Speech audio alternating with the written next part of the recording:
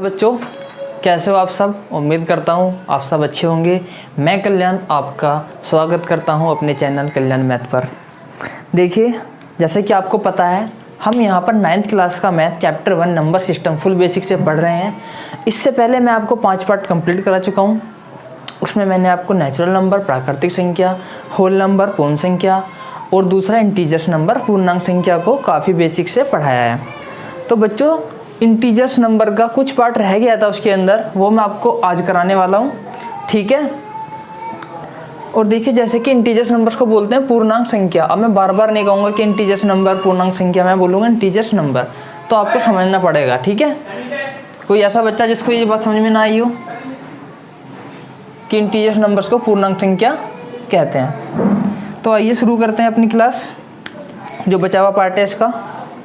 और एक बात बेटा, जैसे मैं आपको पढ़ा रहा हूँ, अपने नोट्स टाइम टू टाइम बिल्कुल प्रॉपर तरीके से बनाइए। और यकीन मानिए, कोई क्वेश्चन ऐसा नहीं होगा जो आप नहीं कर पाएंगे। बस अपने जो नोट्स हैं उनको अच्छे तरीके से बनाइए, प्रिपेयर कीजिए। तो आइए शुरू करते हैं। देखो, ये जो यहाँ पे नंबर्स लिखे गए हैं, ये सभी इंटीजर्स नंबर होते हैं। क्यों होते हैं? क्योंकि ये बिल्कुल परफेक्ट नंबर हैं, जैसे कि 0, 1, 2, 3, -1, -2। कहीं पर भी इनके यहाँ पे ये तो नहीं लिखा 1/2, 0.5, 6.2, कहीं पे पॉइंट तो नहीं लगाना, बिल्कुल परफेक्ट नंबर है। तो ये जो परफेक्ट नंबर होते हैं, बहुत ध्यान से समझना, ये इंटीजर्स नंबर होते हैं। क्या होते हैं? Integers number. लेकिन अब इनके अंदर जैसे कि यहाँ पे 0 लिखा है, क्या लिखा है? 0, और ये 1 लिखा है। तो इनके बीच में जैसे यहाँ पे 2 लिखा है, यहाँ पे 3 लिखा है, तो बेटा इनके चीज़ में छोटी छोटी डिजिट आती है। कैसे? जैसे कि यहाँ पे आएगा आपका 2 के, यहाँ पे 2 से 3 पे जाने में 2.1 आएगा, 2.2 आएगा, 2.3 आएगा। आएगा नहीं आएगा? कहाँ पे आएगा? इनके बीच में। जैसे यहाँ पे आएगा, देखिए 0.5, 0.6, 0.7। इनके कहीं ना कहीं ये डिजिट क्या होती है? बीच में आती है। जैसे 1 और 2 के बीच में क्या आएगा? 1.1, 1.2, 1.3। कोई ऐसा बच्चा तो नहीं है जो ये सोच रहा हो कि भैया इनके बीच में कुछ नहीं आएगा, हम सीधा 0 से 1 पे जा सकते हैं, 1 से 2 पे जा सकते हैं? नहीं, ऐसे नहीं जा सकते हैं। आपको यहाँ पे देखो छोटी छोटी चीज़ें होती हैं ये, ठीक है। तो समझ में आया? इनके बीच में कुछ डिजिट आती हैं। अब वो जो डिजिट इनके बीच में आती हैं, जैसे यहाँ पे आएगा 0.5, ये आपका परफेक्ट नंबर नहीं है, ठीक है। क्या नंबर नहीं है? परफेक्ट नहीं है ये। केवल परफेक्ट क्या होता है? 0, 1, 2, 3, ये हमारे इंटीजर्स होते हैं। अब ये जो इनके बीच में डिजिट आ रही हैं, इन सब के बीच में जो डिजिट आ रही हैं, जैसे कि यहाँ पे आ रहा है 0.5, यहाँ पे कुछ भी लिख दो, जैसे कि 1.3 आएगा, 1.4 आएगा, 1.5 आएगा, यहाँ पे भी आएगा आपका 2.5 आएगा, 2.6 आएगा। आगे तक ऐसे जाएगा, ठीक है। और इसका मतलब होता है इनफाइनाइट। क्या होता है? इनफाइनाइट यानी अनंत। यानी ये जो डिजिट हैं, ये कहाँ तक जा रही हैं? अनंत तक जा रही है। अभी तक हमें नहीं पता कि इनका अंत क्या है। इसका मतलब होता है इनफाइनाइट, अनंत। तो ये डिजिट आगे तक जा रही है। अब हम सारे डिजिट तो लिख नहीं सकते, इसलिए इनको ऐसे डैश करके ऐसे लिख देते हैं। आइए आगे बढ़ते हैं। ये समझ में आया कि ये डिजिट इनके बीच में आती है, यहाँ पर भी आएंगी। अब ये जो इनके बीच में डिजिट आती हैं, तो मैं इनको उठा के इधर लेके आता हूँ। जैसे कि ये 0.5 यहाँ पे लाइए, 0.5। वीडियो के लास्ट तक बने रहिए, आपको सब समझ में आ जाएगा मैं क्या पढ़ा रहा हूँ, ठीक है। कभी कभी ऐसा होता है कुछ एकदम प्रॉपर समझ में नहीं आता है। तो देखिए यहाँ पे जो 0.5 है, जो 0 और 1 के बीच में आ रहा है, बेटा इसको हम क्या लिख सकते हैं? 5/10। 5/10 कैसे लिखा? कि यहाँ पे जो आपका 0 और ये पॉइंट था ना, मैंने पॉइंट को हटाया, और कितने डिजिट के बाद था पॉइंट? 5 के बाद था, यानी 1 डिजिट के बाद था, 1 लगा के एक 0 लगा दिया।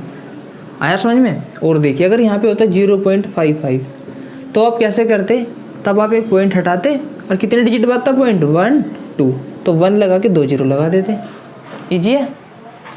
अगर यहाँ पर होता है, एक को ले लेते हैं 4.23, देखिए पॉइंट हटाइए, कितने डिजिट बाद है? 1, 2, 2 डिजिट के बाद पॉइंट था, तो 1 0 1 लगा के 2 0 लगा दीजिए, सिंपल है।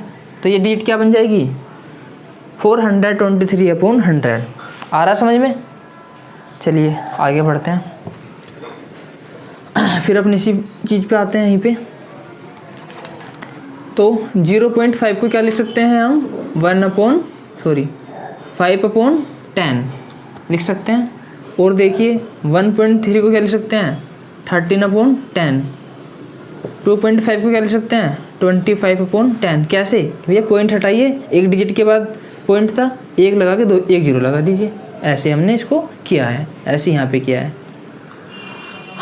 2.6 है, इसको कीजिए 2.6 है ना, पॉइंट हटाइए, एक डिजिट के बाद है, एक लगा के जीरो, 26/10। आ रहा है समझ में आपको? अब ये जो डिजिट है 0 पॉइंट आ रहा है, और ये सब किस में लिख दिया मैंने, इनको बोलते हैं फ्रैक्शन। क्या बोलते हैं? फ्रैक्शन। हिंदी में बोलते हैं भिन्न। ये सब मैंने किस में लिख दिया? फ्रैक्शन में, और ये दशमलव में। अब ये जो बेटा दशमलव में लिखे हैं, पॉइंटों में लिखे हैं, और ये जो फ्रैक्शन में लिखे हैं, ये सब डिजिट कहाँ से आई हैं? ये भैया डिजिट इनके बीच में आ रही हैं, इनके बीच में, इन सब इंटीजर्स नंबर के बीच में डिजिट ये आ रही हैं। ठीक है, अब ये इनके बीच में आ रही हैं, तो ये भी क्या होने चाहिए आपके? इंटीजर्स नंबर आ रहे हैं, क्योंकि ये भी इसी लाइन पे आ रहे हैं।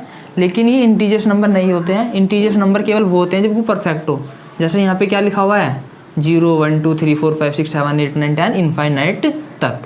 इनको भी हटा देता हूँ अब मैं।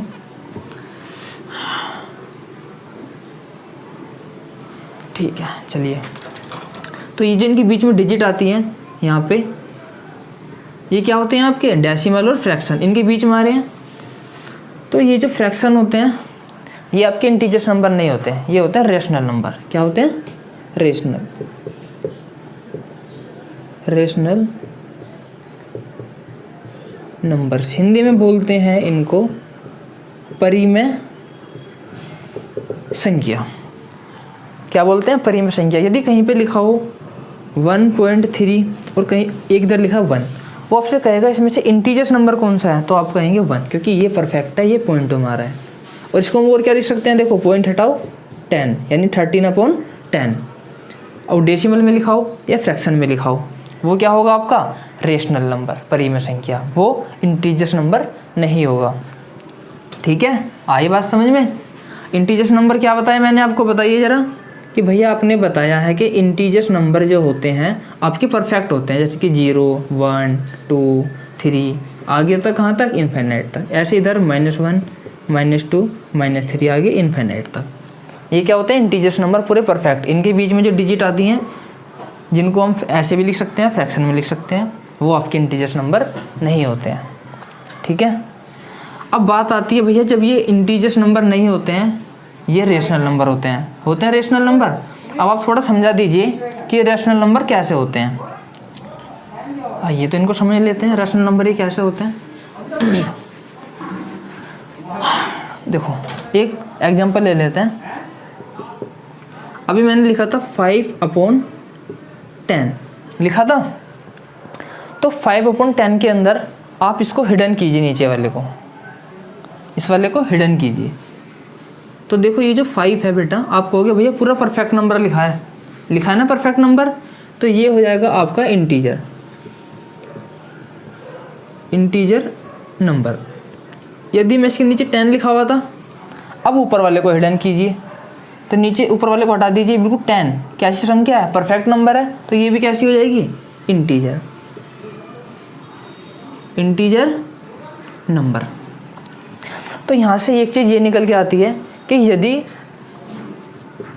अंश और हर, यानी ऐसे अपोन में 5/10 में इंटीजर्स नंबर ऊपर भी लिखा हो और नीचे भी इंटीजर्स नंबर लिखा हो, तो ये जो इंटीजर्स नंबर ऊपर नीचे लिखे हैं, ये बेटा पूरा जो मिलके आपके बन जाते हैं रेशनल नंबर, परिमेय संख्या।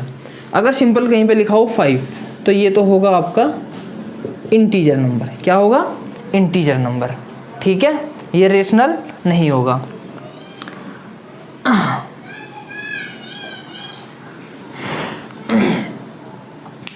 आगे बढ़ें।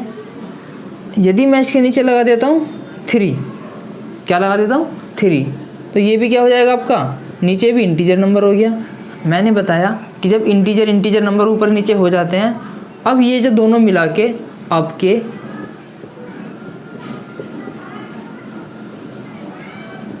इंटीजर नंबर नहीं रहे, क्योंकि इनको मैंने अपोन में लिख दिया, ऊपर भी अपोन में और नीचे भी अपोन में इंटीजर नंबर को। अब जब ये ऊपर नीचे लिखे जाते हैं तो क्या बन जाते हैं बताइए, अभी बताया था मैंने, रेशनल नंबर, परिमेय संख्याएं। उम्मीद करता हूँ आपको समझ में आया होगा। मैंने बस केवल आपको छोटी सी बात बताई है कि ये जो परफेक्ट नंबर लिखे हैं 0 1 2 3 4 ये आपके इंटीजर्स नंबर हैं। इनके बीच में जो डिजिट आती है यहाँ पर पॉइंटों में 0.5, 0.2, 2.3, 4.5, 3.5, उनको हम फ्रैक्शन में लिख सकते हैं। तो ये जो पॉइंटों में और फ्रैक्शन में लिखते हैं ये आपके रेशनल नंबर होते हैं, परिमेय संख्याएं। चलिए, उम्मीद करता हूँ आपको ये जो है कॉन्सेप्ट समझ में आया होगा, रेशनल नंबर और इंटीजर नंबर। इसी पर एक क्वेश्चन कर देखो, मैं हर क्वेश्चन को अगर आपको कुछ पढ़ा रहा हूँ यहाँ पर 9th क्लास को, तो उसी से रिलेटेड एक क्वेश्चन भी करा देता हूँ ताकि आपकी तैयारी पूरी हो जाए। आप यकीन मानिए आपको हर चीज़ आएगी। चलिए एक क्वेश्चन कर लेते हैं। क्वेश्चन है आपका एक्सरसाइज 1.1 का क्वेश्चन नंबर फर्स्ट। 1.1 का फर्स्ट ही क्वेश्चन है। क्वेश्चन क्या है, इज 0 ए रेशनल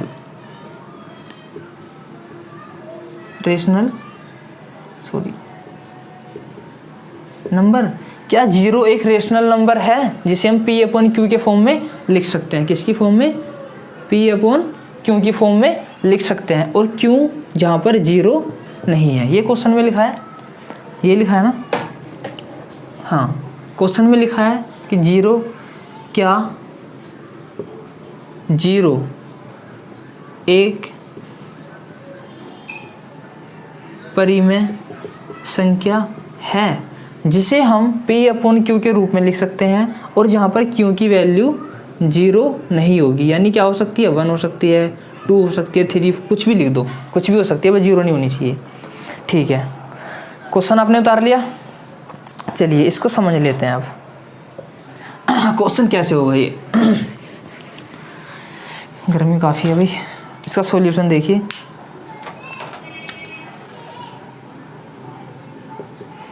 बच्चों पहले नोट्स डाल के लिखिए।